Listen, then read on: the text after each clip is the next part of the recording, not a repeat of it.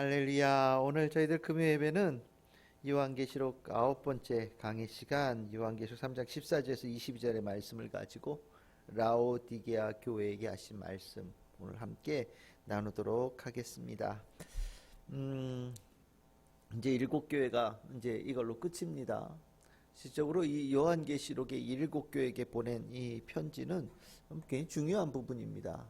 이제 뒤에 이제 4장서부터 쭉 나오는 것들이 이제 어떤 환란이나 어려움들이잖아요. 그 환란과 어려움들이 이 교회에게 닥칠 거거든요. 그 교회에게 환란이 이제 임박한 상황에서 이 교회로 하여금 정신 바짝 차리라고 예수님께서 각각의 교회들에게 편지를 보내신 겁니다. 그러니까 굉장히 구체적인 상황이 있는 겁니다. 우리가 생각할 때 뭐 그냥 아무런 구체적인 상황 없이 그냥 뭐 마지막 날에 있을 그 어떤 상황에 대해서 막 전해준 말씀 같지만 실은 그렇지 않죠. 7교회가 분명히 이 편지의 수신자고 이 교회가 앞으로 닥칠 이 환란이 뭔가 부족한 것들을 조금씩 다 이제 채워가고 또 그걸 보완해 가야 환란을 이겨내고 승리한 자가 될 수 있기 때문에 예수님께서는 특별하게 교회를 이끌어가는 이 사자들에게 편지를 보내서 교회들마다 격려를 해주신 겁니다. 약한 교회들에게는 정말 힘내라고 격려해 주시기도 하시고, 약간 뭔가 부족하다고 생각되어질 때에는 뭔가 이런 것 저런 것 한 가지 한 가지를 책망하시면서 너희들 정말 열심히 믿음 생활 잘하고 있는데 이거는 꼭 고쳐야 돼 라고 말씀하시는 거예요. 우리가 여기 이제 우리가 끝날 때마다 이기는 자는 뭐 이렇게 표현했잖아요. 이게 교회라고 말씀을 드렸죠. 원래 교회는 이기는 것이에요. 우리가 이기는 자로 이 자리에 있는 겁니다. 근데 교회 안에 왔는데도 이제 이기지 못하면 참 불행한 거죠.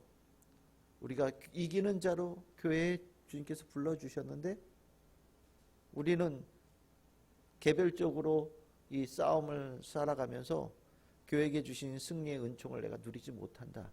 이게 참 불행한 겁니다. 그래서 예수님께서는 이기는 자가 되라고, 이기는 교회가 되라고 권면하시고 또 그 교회 안에 있는 교인 한 사람 한 사람 성도도 이기는 성도가 되기를 원하시면서 이 말씀을 주시는 거예요. 그러니까 7교회에 주신 말씀이 여러분들에게 다 하나하나 깊은 귀한 말씀이 되어져서 주님께서 여러분들을 이기는 성도로 만들기를 원하시는 특별한 사랑의 메시지로 여러분들 다 들으시기를 바랍니다. 나와 상관없는 얘기가 아니에요. 나와 직접적으로 연관이 있는 이야기예요. 오늘도 예수님께서는 모든 사람에게 각각의 이 말씀을 주시는 거예요. 그 중에 이제 7번째 라오디게아 교회, 오늘 뭐 읽어보시면 아시겠지만 참 이 유명한 구절 많이 나오죠. 예, 정말 우리가 그냥 교회에서 쉽게 얘기하는 참 중요한 메시지를 전하는 그 내용들이 라오디게아 교회에 참 많이 나와요. 라오디게아 교회, 우리 교회죠. 우리의 모습이에요. 넉넉한 겁니다. 이 라오디게아라고 하는 이곳은 혹시 여러분들 그 터키의 무슨 뭐 여행의 프로그램이나 무슨 뭐 성지순례 가 보면 파묵칼레라고 그래가지고 이렇게 석회 물이 막 온천처럼 솟아나서 막 온 동네가 막 하얗게 막 이렇게 계단 논처럼 이렇게 막 물이 막 온 동네가 하얘가지고, 그런데 혹시 보셨을지 모르겠어요. 뭐 그림이 있으면 보여드리면 좋겠는데 아마 여러분들 보면 아마 아실 거예요. 파묵칼레라고 유명한 데거든요. 석회질이 막 나오니까 물에 섞여 있어요. 그러다 보니까 석회가 이제 흙과 바위에 덕지덕지 붙어서 온 동네가 하얀 거죠. 그 위에 이 라오디게아 그 위에 이 파묵칼레가 있습니다. 그래서 거기서부터 물이 쭉 흘러내려오는 과정 속에 있는 도시인데 굉장히 컸다고 얘기를 하고요. 온천이 있으니까 몸이 아프거나 뭐 이렇게 좀 건강이 안 좋은 사람들은 많이 가겠죠. 특히 여기에 안약이 그렇게 유명했대요. 안약을 이렇게 눈에다 이렇게 뭐 이렇게 자연에서 나오는 걸로 이렇게 눈에다 바르면 눈에 안질이 낫는 것으로 유명했고, 그러다 보니까 의학이 발전된 도시고요. 그 옆에가 농경지도 넓었고 목축하기도 너무 좋아서 검은 털로 되어진, 양털로 되어진 그런 모직물이 굉장히 유명한 곳이었답니다. 또 여기가 그 은행이 있어가지고요. 돈도 많고요. 이 도시의 수호신이라고 자신들이 생각하는 신이 누구냐면 그리스 로마에서 최고가는 제우스 신이 자기네 도시의 후원자 되는 신이다라고 얘기할 정도로 굉장히 자신감이 넘치는, 뭐 정말 하나 부족함이 없는 곳이 이 동네였다고 얘기를 합니다. 그러니까 돈 많고 넉넉하고 살기 좋고 온천도 있으니 뭐 가서 뭐 몸도 따뜻하게 녹일 수 있고, 그러니까 너무 좋잖아요. 환경도 좋고. 그런 교회 안에서 라오디게아 교회 교인들이 아마 신앙생활을 하고 있었던 것 같습니다. 근데 이제 문제가 있죠. 넉넉하면 늘 언제나 조금씩, 이제 이게 참 우리 딜레마예요. 조금 부족해서 하나님 열심히 붙들고 기도하는 성도가 복된 거냐, 아니면 이게 좀 넉넉한데 막 이게 간절함은 없는 성도들이 있잖아요. 여러분들 둘 중에 하나 선택하라 그러면 어떤 거 선택하시겠습니까? 조금 살림살이는 좀 부족해도 간절함이 있는 성도 삶과, 살림살이는 뭐 좀 넉넉한데 좀 간절함 부족한 성도의 모습. 우리가 생각할 때 아마 요즘 들어서 뭐 이렇게 선택하라 그러면 그래도 좀 넉넉한 게 좋지 않겠어요? 뭐 이런 선택들 하실 거란 생각이 드는데, 주님 생각은 좀 다르신 것 같아요. 이 라오디게아 교회는 넉넉하고 부족함이 없는 거예요. 그러니까 늘 언제나 자랑을 할 때 여러분들 17절을 보십시오. 나는 부자라 부요하여 부족한 것이 없다. 완전히 만족하는 거죠. 그러다 보니 하나님 뭐 특별하게 나한테 뭐 안 주셔도 괜찮아. 뭐 특별히 믿음 뭐 이거 없어도 그래도 어느 정도 살 수 있는 어느 정도 뭐가 있어. 또 그리고 잘 사는 사람들은요, 왠지 모르는 자신감이 있어요. 그래서 이 잘 사는 사람들은 구원 받으실 것 같습니까? 그럼 자기 구원 받는데요. 뭐 교회도 열심히 안 다니면서 자기는 구원 받는데요. 근데 이렇게 살림살이가 좀 이렇게 부족한 분들 있잖아요. 그런 분들 막 신앙생활 열심히 하는데도 막상 물어보면 구원에 대한 확신에 대한 자신감이 생각보다 적을 때가 있어요. 왠지 모르겠지만 살림살이와 자존감이 서로 깊은 연관이 있는 것 같아요. 그래서 살림살이가 좀 넉넉하면 자존감이 있고 자존심이 세고 내가 너 아니면 뭐 여기 아니면 뭐 이런 생각들을 가지면서 살죠. 그게 당당하죠. 아마 이 라오디게아 교인들이 하나님 앞에 그랬던 것 같아요. 뭐 하나님한테 특별하게 요구하지 않으니 하나님 편하시긴 하겠죠. 막 뭐 주세요 뭐 이러지 않으니까, 알아서들 잘 노니까 하나님께서 보시기에, 예수님께서 보시기에 뭐 귀찮게 하지 않고 뭐 그냥 자기네들이 잘 노니까 편하게 생각하실지 모르지만 예수님의 마음은 실은 그렇지 않다는 게 문제죠. 예수님은 그 편안함 가지고는, 주머니 속에 있는 것 가지고는 환난을 이겨낼 수 없기 때문에 예수님께서는 이들이 가지고 있는 이 모습이 마치 지뢰밭에서 꽃받으신 줄 알고 뛰노는 것 같은 그런 모습으로 이 라오디게아 교인들을 보고 계신 것 같습니다. 그래서 예수님께서는 이들의 모습에 대해서 여러분들 15절에 보시면 내가 내 행위를 안다 라고 얘기하면서 차지도 아니하고 뜨겁지도 않다. 그리고 16절에 보시면 이제 그 얘기를 하면서 미지근하다 이렇게 표현합니다. 이제 아까 지금 온천이 있고요. 이 근처에 골로새라고 하는 데도 있거든요. 우리 골로새서 이제 온천이 있는데 물은 뜨거운 물이 내려올 것이고, 골로새라고 하는 데는 이제 찬물이 내려오고, 이 동네가 물이 안 좋았대요. 그러니까 석회질이 너무 많아서 물이 좀 안 좋은 동네라고 합니다.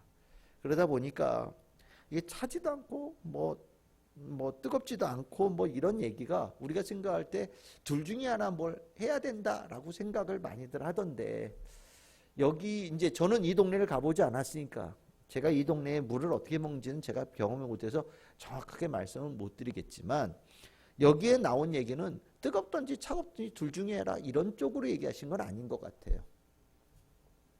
그럼 뭘 얘기를 하려고 하시는 거냐? 여러분들 16절의 제일 끝이에요. 내 입에서 너를 토하여 버리리라 라는 말에 조금 포커스를 두고 읽으면 좋지 않을까 하는 생각이 듭니다. 여러분들 물은 마시려고 먹는 거잖아요. 뜨거운 물도 좋아요. 찬물도 좋은데 여기 물은 도저히 먹을 수가 없는 물이다 라고 얘기하시는 거예요. 나는 너희들의 행위가 참 못 먹겠다. 난 정말 불만이다 라고 얘기하시는 거라는 거예요. 내가 너희들의 행위가 참 너무 이뻐서 내가 기쁘게 마신다. 이러면 좋잖아요. 근데 내가 아무리 생각해도 너희들은 정말 못마땅하다라고 얘기를 하시면서 이 차든지 뭐 뜨겁든지 이렇게 얘기하시고 미지근해서 내가 못 먹겠다라고 얘기하시는 거거든요. 이 미지근하다라는 게 뭐가 그렇게 못마땅하셨을까? 실은 이게 조금 심각하게 얘기하면 이렇게도 표현합니다. 역겨웠다. 역겨웠다. 여러분들 성경에서 역겹다라는 표현이 어디 나오냐면 예언서에 굉장히 많이 나와요. 구약 성경의 예언서에서 이스라엘 백성들이 우상 숭배할 때 하나님께서 역겹다 이렇게 표현하시거든요. 하나님께서는 하나님 믿는 백성이 하나님에 대해 마음이 없고 다른 데에 마음이 쏠려 있는 것에 대해서 성경에 이 말을 정확하게 연결시킬 수 있을지 모르겠지만 질투하시는 하나님 있잖아요. 그걸 별로 좋아하지 않으셔요. 실은 하나님은 그 마음이 온전하게 누군가에게 향하기를 원하셔요. 하나님께 향하기를 원하시는 거죠. 그런데 우리의 마음은 자꾸 여기로 갈려지고 저쪽으로 갈려진단 말이죠. 그래서 그걸 우리는 자연스럽다고 생각하는데 예수님의 생각은 전혀 다른 거예요. 부유하다라는 게 뭐예요? 돈에 관심이 많다는 거거든요. 여러분들 가난한 사람이 돈에 관심이 많을 것 같지만 정말 돈에 관심 많은 사람들은요, 부자들이 돈에 관심이 많아요. 부자들이 아침부터 저녁까지 돈 얘기하면서 하루 일과 보냅니다. 오히려 돈 없는 사람들은요, 뭐 이런 거 저런 거 얘기하면서 살아요. 사람의 뭐 정에 관한 얘기도 하고, 누가 사람이 좋다느니 뭐 이런 얘기도 하고, 뭐 따뜻한 얘기도 하고 하는데, 돈 많은 사람들은요, 돈 하다가 하루를 보내는 사람들이 얼마나 많은지 모릅니다. 부유하다라는 게 하나님에 대한 생각보다 다른 것들에 대해서 훨씬 더 많은 생각을 갖게끔 되어지는 중요한 포인트가 되는 거예요. 그러다 보니 하나님은 그 모습을 하나님에 대한 충성이 부족한 자들의 모습, 전적인 마음이 부족한 자들의 모습, 질투하시는 하나님의 마음의 입장에서 봤을 때는 용납할 수 없는 모습이라고 보신다라는 거죠. 그래서 예수님께서는 이 모습을 보면서 내가 너희를 정말 역겨워서 못 있겠다, 토하여 버리고 싶다라고 얘기하시는 거예요. 우리가 역겹다라고 표현할 때 여러분들은 뭐에 역겨운지 모르겠어요. 뭐 거짓말하는 것도 역겹고요. 때에 따라서는 지나치게 세속적인 걸 볼 때도 역겨울 수 있어요. 사람들마다 역겹다고 표현하는 게 좀 달라요. 누군가는 조금 뭐라고 표현해야 되나, 좀 우악스러운 거 보면서 막 거부감 느끼는 사람들도 있고, 뭐 여러 사람들은 다 달라요. 근데 분명하게 아셔야 됩니다. 하나님은 역한 반응, 내 정말 토하고 싶어 라고 얘기할 때가 언제냐? 우상 숭배의 마음을 가질 때. 그럼 우리 아내를 보셔요. 우리 안에 우상 숭배의 마음, 하나님 말고 돈이나 다른 것에 대해서 마음을 빼앗기는 모습을 보실 때 하나님은 우리의 모습을 보면서 토하고 싶다라고 표현하신다라는 거예요. 예수님께서 토하고 싶다라고 표현하실 때 참 이 모습이 정말 용납할 수 없는 모습이라고 분명히 경고하신다는 것을 우리는 깨달아야 됩니다. 그러니까 이거는 우리가 지금 살아가고 있는 넉넉한 삶의 현장에서 볼 때는 참 우리가 신중하게 들어야 될 이야기가 되는 거죠. 제가 이제 그런 얘기 가끔 해요. 우리가 살면서 주일의 가치가 뭐냐라고 얘기를 할 때 인생의 중요한 삶의 이 돌아가는 틀을 잠시 멈추는 시간이다라고 얘기를 하거든요. 하루를 멈추는 거예요. 그러면서 하나님, 예수님, 성령과 함께 하나님께서 기뻐하시는 일에 대해서 생각하고 마음에 품는 시간들이죠. 굉장히 중요한 거예요. 이게 우리로 하여금 정말 우리가 마음이 이렇게 나누어지고 빼앗겼던 것으로부터 잠시 제자리로 돌아올 수 있는 기회를 얻게 되어지는 겁니다. 그리고 그 과정에서 우리가 돈으로 봤을 때는 손해보는 것 같아요. 우리가 쾌락적인 것으로 봤을 때는 굉장히 많은 것들을 하지 못하는 억울한 마음이 들지 몰라요. 그런데 하나님께서 우리가 이 시간이 없다면 우리가 돌아가는 계속의 시간들은 하나님께서 보시기에 날마다 정말 난 구토하고 싶어 라는 생각으로 보시는 삶이 될 텐데, 우리가 주일의 삶에, 안식일의 삶에 주님께서 기뻐하시는 삶으로 잠깐 멈추는 그 시간을 통하여서 우리는 주님께서 우리를 보실 때에 기뻐하시면서 다시 품을 수 있는 모습으로 돌아갈 수 있는 귀한 기회가 된다라는 거죠. 우리가 그 주일에 주님을 내 안에 깊이 모셔드리고 내가 주님을 깊이 만나고 내 앞에 계신 주님을 내 삶에 이렇게 문을 열어서 가장 좋은 곳으로 모셔드릴 때 우리 안에 일어나는 축복은 굉장히 큰 겁니다. 오늘 이 라오디게아 교회가 이 어려운 일들을 가는 그 과정에서 예수님께서 보실 때 이 모습이 얼마나 역겨운 모습이었느냐. 여러분들 17절 하반절에 보시면 이렇게 나오죠. 곤고한 것과 가련한 것과 가난한 것과 눈먼 것과 벌거벗은 것을 알지 못하는도다라고 얘기해요. 이건 실은 라오디게아 교인들이 생각한 모습과 정반대의 모습이에요. 자신들은 부유하다고 생각하고 있고요. 자기는 멋지다라고 생각하고 있고요. 자신들은요 정말 뭐 안약이 특효약이라고 얘기하니까 그 어느 동네보다 우리들은 눈 보는 거에 대한 자신감이 있다고 얘기할 수 있고 건강에 대한 자신감이 있고 벌거벗지 않고 최고의 모직이 나오는 곳이니 가장 좋은 옷을 입고 다니는 사람들이라고 자랑할지 모르겠는데 예수님께서 보시기에는 정말 세상에서 제일 가난하고 못나고 건강하지 못하고 그렇게 헐벗고 다니는 모습으로 보이신다라는 거죠. 그러면서 예수님께서는 너희들이 무엇을 했냐 18절에 보시면 세 가지 얘기를 하는데 내게서 불로 연단한 금을 사서 부유하게 해라. 불로 연단한 금이라고 해서 진리의 말씀을 얘기하는 거예요. 진리의 말씀, 정말 거룩한 말씀, 정말 진리 가장 소중한 것을 너희들이 구할 수 있어야 된다라고 얘기하시고 두 번째는 흰 옷을 사서 입어 벌거벗은 수치를 보이지 않게 하라. 이 벗었다는 건 수치니까요. 그래서 그 성도에게 있는 그 흰 옷, 거듭난 자의 옷을 너희들이 반드시 갖춰 입어야 된다. 뭐 모직으로 비싼 옷, 뭐 세계적인 브랜드 명품을 둘러도 주님께서 보시기에 거룩한 자의 옷을 입지 않으면 다 벗은 자들이거든요. 아유 하나님 제가 무슨 브랜드 입었는데 안 보이시나요? 다 소용없어요. 예. 교회 주님께서 보시는 옷은 주님께서 입히신 옷이에요. 그 거룩한 옷을 입어야 되는 거예요. 세 번째 뭐라고 얘기합니까? 안약을 사서 눈을 발라보게 하라. 너희들 육신의 눈 반짝반짝 빛나는 거 다 소용없어. 영적인 눈, 진리를 바라볼 수 있는 눈을 회복해야 된다라고 말씀하시는 거거든요. 실은 예수님께서 이 라오디게아 교인들에게는요 굉장히 애정을 가지고 말씀하시는 거예요. 현재 그들이 가지고 있는 모습이 정말 주님 보시기에 정말 얘네들 갖다 버렸어 라고 하면 이런 얘기 안 하실 거예요. 그런데 예수님께서 보시기에 이 모습이 그들 스스로는 신앙생활 열심히 하고 있다라고 나름대로 하고 있는 건데 예수님 보시기에 못마땅하시면서 하시는 말씀이거든요. 그러지 마라 라고 말씀하시면서 그것을 벗어날 수 있는 길까지 다 얘기해 주셔요.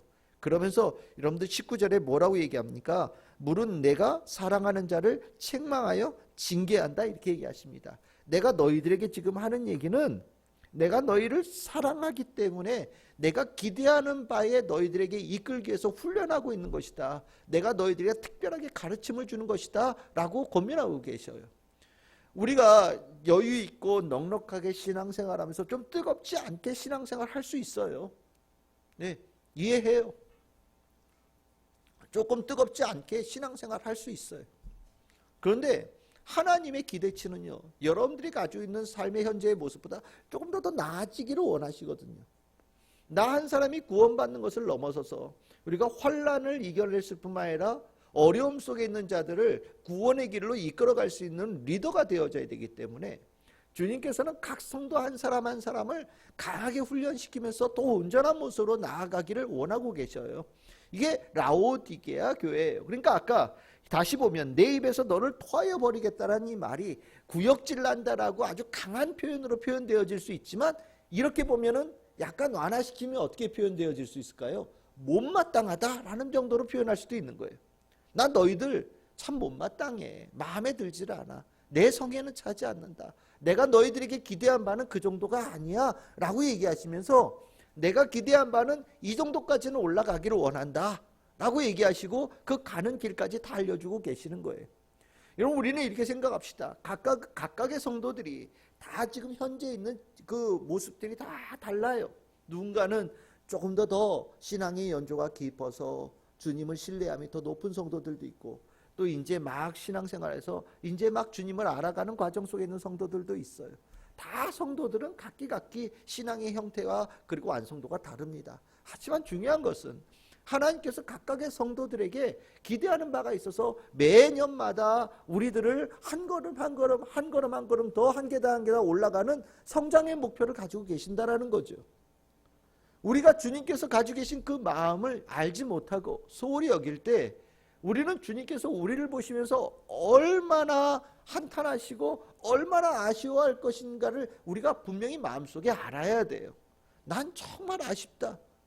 너희들 이거 정도만 조금만 더 할 수 있다면 정말 멋있는 성도가 되어질 텐데 그걸 못해서 너희들이 앞으로 있는 환난에 견디지 못하고 삶의 어려움 속에 휩쓸려 갈 수 있는 가능성이 있다는 생각이 드니까 나는 너무 마음이 아프다라고 얘기하시는 이 예수님의 마음을 우리는 좀 깊이 새길 필요가 있겠다라는 생각이 듭니다. 여러분들 주머니에 뭐 있는 거 일부러 다 비워내려는 거 아니에요. 뭐 누가 우리 그러잖아요. 뭐 청빈론, 뭐 가난해야 옳은 거냐, 그건 아니라고 생각해요. 다만 우리가 돈이 생기고 뭔가 좀 넉넉해지면 질수록 그에 상응해서 하나님과 예수님과 성령님과 하나님의 말씀과 교회에 대한 시간을 더 낼 수 있는 주님의 은총이 임하였다라는 생각을 여러분들 머릿속에 꼭 가지셨으면 좋겠어요. 부자가 되어져서 더 세상에 바쁘다고 한다면 그 돈은 얼마 지나서 다 사라져서 없어집니다. 하지만 주님께서 우리에게 넉넉함을 주실 때는요, 내가 이것을 가지고 하나님의 일을 할 수 있는 기회를 주시기 위해서 주시는 거거든요. 내가 먹고 살 게 없으면 일주일에 7일을 일해야 돼요. 하지만 하나님께서 7일에 6일만 일해도 7일을 먹을 수 있는 거리를 주신다고 한다면 우리는 6일을 일하고 7일째는 주님을 위해서 내 삶을 쓸 수 있는 성도들이 되어져야 되는 겁니다. 이 각오가 없으면 하나님께서 주신 물질을 관리할 수가 없어요. 이걸 내가 누려야 되고 내가 다 써야 된다고 생각한다면 실은 더 물질에 쏠려서 갈 수밖에 없겠죠. 여러분들 주식하는 사람들은요, 아침부터 저녁까지 눈이 빠지게 주식 차트만 보고 있어요. 아니 밤새 봐요. 외국 것까지 다 보면서 밤새 눈이 토끼눈이 돼가지고 있어요. 하루 온종일 숫자가 왔다 갔다 하는 거예요. 오늘 주식이 오르면 굉장히 기분 좋아합니다. 주식이 내리면 굉장히 기분 나빠해요. 근데 실적으로 숫자밖에 안 되거든요. 그 삶에 완전히 숫자에 매몰되어져서 그들의 인생이 완전히 사라지는 모습들을 봅니다. 주께서 원하시는 모습이 아니에요. 우린 절대로 이 모습을 정말 경계해야 돼요. 우리가 정말 잘 사는 거 알고 계시죠? 참 잘 삽니다. 정말 잘 사는 거예요. 전 세계적으로 지금 많은 문제들이 막 폭발적으로 일어나고 있잖아요. 뭐 우리 지금 뭐 LPG 가스 값이 오른다, 뭐 LNG 값이 오른다, 뭐 석탄이 들어온다 못 들어온다. 우리 얼마 전에 요소수 문제도 있었고 앞으로 이런 문제들이요 계속해서 일어날 거예요. 이 코로나 때문에 정말 잘 사는 나라에서 문을 꽝 닫아버렸거든요. 그러면 어떤 문제가 생기느냐? 열심히 뭘 만들어서 열심히 팔아야 살 수 있는 가난한 나라들이 참 살기가 어려워져요. 근데 참 재밌는 거는 우리나라가 그 잘 사는 나라의 대열에 들어서 가지고요. 실은 우리는 뭐 필요하다 그러면 세계에서 싹쓸이 돈 주고 사와요. 참 넉넉한 나라가 된 거예요. 아니 나라에서 한 사람 앞에 몇십만 원씩 돈 나올 거라고 생각을 해보셨습니까? 제가 몇십 년 전에 기록영화 이렇게 보면 정말 1940년에서 45에서 50년 사이에 먹을 것이 없어가지고 밀가루가 미국에서 들어오는데 밀가루 값이 뭐 몇십 배 폭등해가지고 막 사재기 나고 그때 법령이 있었대요. 밀가루를 갖다가 외국에서 원조 들어온 밀가루를 다시 해외로 밀반출하는 자에게는 사형. 얼마나 먹을 것이 부족했으면. 지금 먹을 것 넘치죠. 그래서 그런가요? 정말 우리 크리스찬들이 뜨겁지도 않고 차지도 않아요. 비적지근해서 하나님께서 보시기에 예수님께서 보시기에 정말 못마땅하게 생각하는 딱 수준이 딱 되어져 있는 거예요. 우리는 이 라오디게아 교회의 이 모습이 정말 오늘을 살고 있는 대한민국 교회 우리의 모습이 아닌가라는 생각이 딱 들거든요. 우리는 이 모습에 주님께서 불만족스러워 하신다라는 것을 꼭 마음속에 둬야 돼요. 그 마음을 갖지 못한다면 이 라오디게아 교회에게 하신 예수의 말씀을 알아들을 방법이 없어요. 여러분 어떻게 생각하십니까? 여러분들의 모습을 보시면서 주님께서 만족하실까요? 아니면 불만족스러워 하실까요? 여러분들이 아실 거예요. 저는 우리 교회 참 즐거운 교회 성도들은 모르겠어요. 하나님께서 보시기에 그래도 이쁘게 보지 않으실까라는 기대감을 가지고 있어요. 그래도 참 감사하잖아요. 여러분들 주님을 향한 마음이 참 감사하잖아요. 그런데 몇십 년 전의 성도들의 모습을 보면 오늘 우리가 지금 이게 신앙생활하고 있는 모습은 야 그걸 무슨 신앙생활이라고 하고 앉았냐 라고 우리를 질책할지도 모르겠다는 생각도 듭니다. 제가 이게 신년이 돼서 이렇게 교회에서 1년에 무엇을 해야 되나 막 이렇게 준비하다 보니까 정말 옛날에 교회들 열심히 활동했더라고요. 매주 같이 뭐 활동하고 뭐하고 거기에 비하면 완전히 저는 진짜 이 딱 라오디게아 교회 담임 목사 같아요. 아무것도 안 하고 있고 차지도 않고 뜨겁지도 않고 미적지근해서 참 나를 보시면서 주님께서 참 못마땅하실 수도 있겠다라는 생각도 저는 마음속으로 들더라고요. 어쨌든 우리는 이 말씀 속에서 주님께서 못마땅하는 성도가 아니라 만족해 하시는 성도의 모습을 우리가 가져야 되겠다라는 생각을 갖게 되어집니다. 그러면 우리가 이 미적지근한 상태에서 주님께서 원하시는 만족하는 입에 넣었더니 꿀꺽 삼키고 싶은 정말 세상에서 가장 맛있는 물처럼 느껴지는 그런 성도, 그런 교회가 되기 위해서는 뭐가 필요하냐? 여러분들 예수님께서 뭐라고 얘기하십니까? 20절이죠. 내가 문 밖에서 두드린다 라고 얘기를 하셔요. 내가 문 밖에서 두드린다. 두들긴다? 그럼 어떻게 하면 됩니까? 문을 열어서 주님을 모셔드리면 되는 거죠. 그 모셔드리는 예수님이 어떤 분이시냐? 그것이 여러분들 14절에 나오는 예수님이에요. 14절에 예수님에 대해서 뭐라고 표현합니까? 아멘이시요 충성되고 참된 증인이시요 하나님의 창조의 근본이시다. 이렇게 말씀하고 계시죠. 아멘. 이 아멘이라고 하는 것은요. 진리의 하나님을 얘기하는 거예요. 그렇습니다. 라는 거죠. 말씀하신 것을 이루시는 하나님. 그리고 충성되다라고 얘기하는 것은 진짜 이스라엘 백성, 정말 하나님께서 원하시는 하나님의 백성의 모습을 얘기하는 거예요. 실은 이 충성되다라는 것이 원래는 이스라엘 백성들에게 원하셨던 거거든요. 근데 이스라엘 백성들이 그 모습을 이루는데 실패했죠. 그래서 그 하나님께서 가장 원하시는 그 모습으로 누가 오셨어요? 하나님께서 직접 이 땅에 오셨어요. 이게 예수님이시죠. 그래서 하나님께서 어떤 삶을 원하시는지를 100% 이루어내신 분이 예수님이시다. 그래서 이 충성되다라고 얘기하는 것은 하나님의 뜻을 100%다 이루신 분이시다라는 것으로 생각하시면 되겠습니다. 그리고 참된 증인이시여 하나님의 창조의 근본이시다. 하나님의 창조의 근본이시다라는 것은 무엇이냐면 창조의 근본이라는 것은 다시 또 창조할 수 있는 재창조의 근원의 능력이 힘을 가졌다는 얘기도 되는 거거든요. 그러니까 즉 우리를 문을 두들기고 계신 예수님이 누구시냐? 모든 것을 다 이루시는 분이셔요. 라오디게아 교회가 이 미적지근한 불만족 상태에서 하나님께서 기뻐하시는 모습으로 바뀌어지는 절대적인 기회는 어디서 있느냐? 예수님을 진심으로 마음문을 열고서 모셔드리면 되는 거예요. 우리가 이걸 이제 복음에 대한 믿음이다라고 표현하는데 진짜 믿음이 회복되어지면 다 해결되어지는 거예요. 순종 어떻게 할 거냐? 순종도 정말 우리가 믿음이 제대로 서면 순종이 저절로 가요. 믿음이 제대로 서 있지 않으니까 순종이라는 단어가 짐처럼 느껴지고 순종이라는 단어가 개별적인 행동처럼 보이죠. 아니에요. 제대로 된 믿음이 딱 서면 그 다음서부터는 모든 게 다 돼요. 여러분들 다 사랑해 보셨잖아요. 내가 저 사람을 사랑하면요 뭐든지 다 할 수 있어요.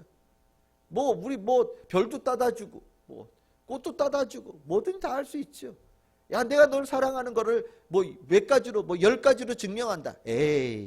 그건 거짓말이에요. 내가 10가지를 통해서 당신에게 사랑을 증명한다? 그럴 필요가 없죠. 진짜 사랑하면 100가지도 가능하고요. 1000가지도 가능해요. 10,000가지도 가능하죠. 우리가 믿음을 갖는다라는 게 뭐냐면 하나님 진짜 사랑하는 거예요. 예수님 진짜 사랑하는 거거든요. 그래서 마음문을 열고 모셔드린다라고 하는 것은 정말 하나님 그분, 예수님 그분을 정말 사랑하면서 내 안에 확 모셔드리는 거예요. 예수님을 사랑하려면 어떻게 하면 되겠습니까? 예수님이 나를 향해서 먼저 베풀으신 사랑을 내가 알아야 돼요. 그 사랑을 모르면 예수님 사랑할 수 없습니다. 내가 예수님을 사랑해야 뭐가 떡이 떨어진다고 생각해서 예수님 사랑하겠다고 결단하고 나가는 거는 예수님께서 원하시는 사랑에 만분의 1, 억만분의 1도 못 가요. 우리가 예수님을 사랑한다. 마음문을 열기 위해서는요. 예수님께서 무엇을 하셨는지, 나를 위해서 무엇을 하셨는지 내가 알아야 돼요. 여기 아멘이시여 충성되고 참된 증인 하나님의 창조의 근본이신 이 예수님이 어떤 예수님입니까? 이미 나를 위해서 모든 것을 이것을 하신 분이셔요.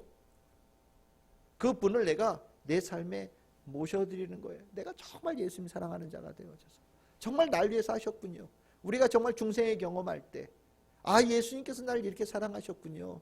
내가 예수님 모를 때 그때도 예수님께서 이렇게 날 사랑하셨군요.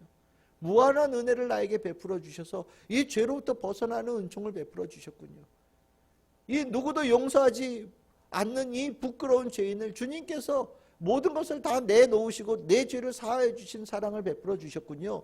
라는 것을 내가 깨닫게 되어지는 순간 예수님이 문 밖에 내 문 바깥에 있는 것을 내가 허용할 수가 없는 거예요. 나를 위해서 모든 것을 다 해주신 그분을 어떻게 내 삶 바깥에 그냥 서 있게 둘 수가 있어요. 문을 열어서 그 예수님을 내 삶의 가장 귀한 곳에 모셔드리게 되죠. 바로 그 얘기를 하는 거예요. 저는 이 얘기가 실질적으로 7교회에 한 모든 메시지의 하이라이트가 아닌가라는 생각이 들어요. 이제까지 뭐해라 얘기했지만 실은 이 한 단어로 7교회에 대한 모든 문제 해법이 다 되는 거예요. 엄밀하게 얘기하면. 그 모셔드리게 되어지고 나면 그 뒤에 약속도 너무 아름답잖아요. 내가 그에게로 들어갈 것이다. 여러분들 문을 열고 난 다음에 예수님께서 안 들어오시면 어떡해요? 나는 문을 열었어요. 근데 예수님께서 안 들어오시면 그건 난감한 겁니다. 그런데 예수님께서는요. 문만 열면 내가 조금이라도 문만 열리면 내가 들어간다 라고 약속하시는 거거든요. 참 귀한 거예요. 이게 귀한 거예요. 내가 너희들이 조금만 틈만 열어줘도 내가 들어갈 테니 문만 열어라. 내가 너희들에게 들어가서 모든 것을 처음부터 끝까지 내가 다 이뤄내겠다. 주님의 이 약속은 우리를 향하신 정말 은총입니다. 내가 들어가는 순간 너의 삶은 어떻게 되느냐? 그와 더불어 먹고 그는 나와 더불어 먹으리라. 천국잔치가 벌어지는 복된 생명의 자리가 되는 거예요. 주님께서 들어오셔서 내 삶이 어떤지, 너 부엌에 가봤더니 지저분하고 침실에 가봤더니 지저분하고 저긴 정리 하나도 안 돼 있고 정리해 깨끗하게 해 이거 치워 이거 청소해 라고 지적하고 돌아다니시면 아마 우리 평생 걸려도 다 못할 거예요. 그죠? 내가 하루 있다 올 테니까 청소해라. 하루 있다 오시면 또 저기 보이고 또 저기 보이고. 군대 가가지고 훈련 받는데 저녁에 10시에 점호거든요. 여러분들 TV에서 보셨죠? 해군들 그 점호하는 거요. 아마 여러분들 우스갯소리로 보셨겠지만 생각보다 되게 그거 힘들어요. 정말 하얀 장갑 딱 끼고 나타나서 갑자기 하루 종일 훈련 받고 왔는데 졸려 죽겠고 피곤해 죽겠는데 청소하래요. 여러분들 화장실에 하는데 그거 다 청소한다고 댐비니 걸레가 있겠어요? 뭐가 있겠어요? 아무것도 없어요. 실은요. 청소하라고 말은 했는데 그거 혼내려고 하는 거예요. 진짜. 갑자기 캐비넷 뒤를 갖다가 확 열어가지고 먼지 있네. 정말 위에 이렇게 긁어서 먼지 있네. 문 열어가지고 가게 안 잡혔네. 트집을 잡는 거죠. 트집 잡고 머리 박아 엎드려 뻗쳐 있다가 좀 있다가 오늘 점호 이래가지고는 안 되겠어. 1시간 뒤에 점검, 재점검. 그러면 이제 1시간 동안 열심히 청소하는 거예요. 네? 1시간 뒤에 와가지고 또 시비 걸어요. 정말 이거 하면은요 하룻밤 꼬박 새면서 할 수 있어요. 아마 예수님께서 우리 삶에 들어오셔서 점검하시겠다고 다시면 우리 다 불가능한 거예요. 근데 예수님 뭐라고 그래요? 아무것도 안 보신대요. 들어오기만 하면 아무것도 안 보신대요. 뭐 하신대요? 먹고 마신다. 생명의 잔치죠. 하나님께서 이스라엘 백성과 시내산에서 먹고 마시는 잔치를 베푸신 것처럼 천국의 잔치가 벌어지는 거예요. 그거면 되는 거예요. 모든 화목이 다 이루어지는 거죠. 그러면서 그 뒤에 말씀이 이기는 자에게는 내가 내 보좌에 함께 앉아 있게 주기를 내가 이기고 아버지 보좌에 함께 앉은 것 같이 하리라. 이 말씀을 하셔. 이것이 20절에 있는 그 더불어 먹고 마시는 것과 똑같은 말이에요. 이기는 자. 정말 너희들이 이 과정에서 이 말씀을 듣고 이 역사하심의 주님의 역사하심을 너희 삶에 온전히 받아들인 자는 이기는 자가 되어져서 모든 환난을 다 이겨내고 나중에 예수님께서 재림하시는 그날 너희들이 승리자로 그 자리에 참여할 것이라고 약속하고 계시는 거거든요.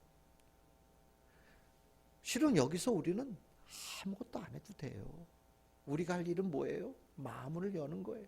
진심으로 주님을 사랑하는 마음으로 문을 활짝 열어서 예수님께서 내 삶에 들어오시기를 다시 소망하는 믿음의 근본만 세우면요, 주님께서 보시기에 좀 답답하고 주님께서 보시기에 못마땅했던 우리들의 모든 것들이 다 해결되어지는 은혜를 입어요. 결국 여기 보면 참 이것도 감사하죠. 너희들 부자네, 너희들 가진 거 다 내놔야 돼, 뭐 이런 얘기 안 하셔요. 그죠? 너희들 스스로 아주 뜨겁게 불을 떼라, 뭐 이런 얘기도 안 하십니다. 너희들 저 얼음 갖다 끌어안고서 차가워져야 된다, 이런 얘기도 안 하셔요.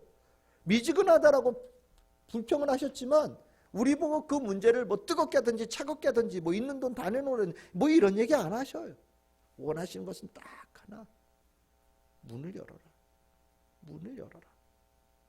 결국 우리가 신앙생활하면서 이 문 여는 거에 대해서 굉장히 인색해요. 주님을 향해서 문을 여는 거를 어떻게 표현하면 좋을까요?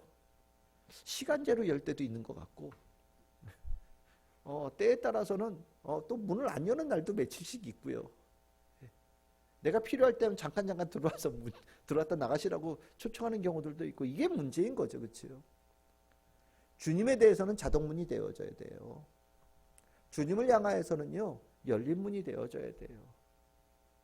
주님 말고 다른 것에 대해서는 정말 성문처럼 단단하게 잠겨 있어야 돼요. 우리가 그 센서를 가져야 됩니다. 들어올 때 문에 예수님이면 자동으로 탁 열리고, 예수님이 아니면 문이 열리지 않는 마음의 신앙의 문.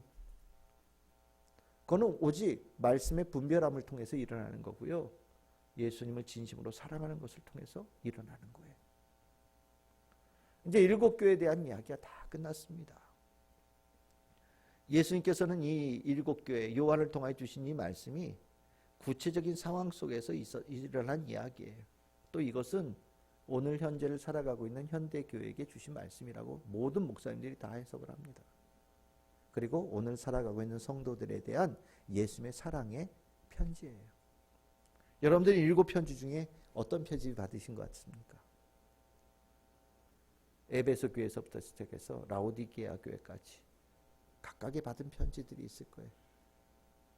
여러분들이 이 편지 정말 소중하게 받으십시오. 우리가 연초에 여러분들 하나하나 이렇게 말씀을 이렇게 받으신 거 제가 이렇게 집에서 이렇게 보니까 아이고 참 잘 받으셨던데요, 진짜로. 예, 참 하나님께서 각각 성도님들에게 편지를 참 귀하게 말씀의 편지를 써주신 것 같아요. 정말 소중하게 그리고 귀하게 여러분들의 심령에 주님으로 모시는 말씀으로 잘 받으시길 바랍니다. 그리고 7개의 편지도 여러분들 각각의 오늘 날 향하신 하나님의 말씀으로 잘 받아들여서 이 말씀으로 단단하게 세워져가는 우리 참 즐거운 게 성도들 다 되시기를 주님의 이름으로 축원합니다.